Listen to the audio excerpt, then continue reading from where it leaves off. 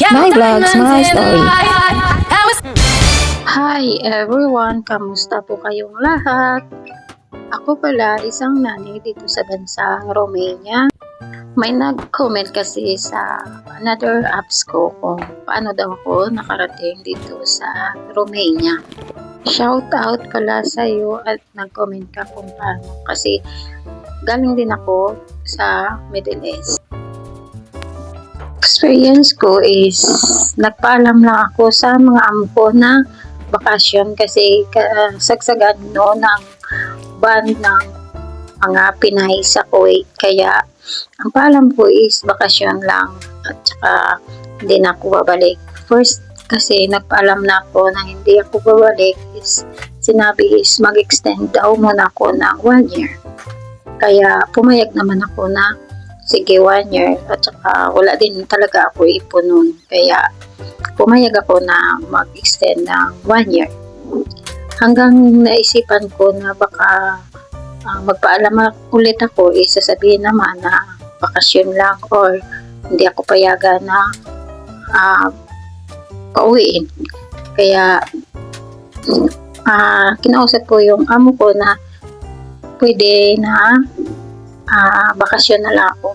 Pero nakaplano na talaga na uuwi ako ng Pinas tsaka mag-apply papunta dito sa Romania.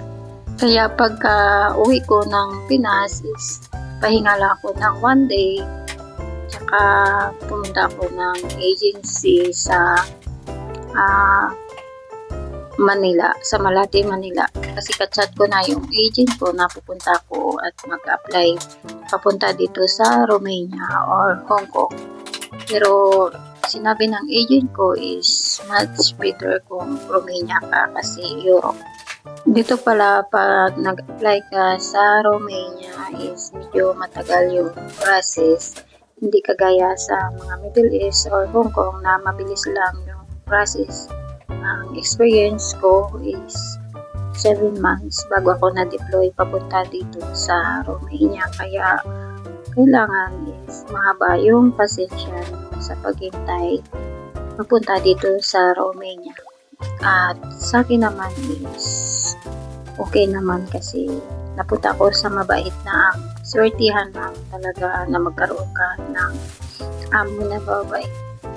Kahit sabihin mo Europe dito or sabihin mo mga European, mga tao dito is meron naman talaga na amo na abusado sa mga kagaya nating OFW or DH. At yun na nag-process lang ako sa Maynila, naghintay ng ilang araw tsaka tumawag yung agent ko na for interview ako ng broker. Broker pa lang po yun ang may-ari dito ng agency sa Romania. Yun ang mag-interview sa'yo tsaka bigyan ka ng employer. May nag-interview sa akin na employer. Una is hindi ako natanggap at pasalamat pa rin ako sa broker ko kasi nitiwala talaga siya na bigyan talaga ako ng employer.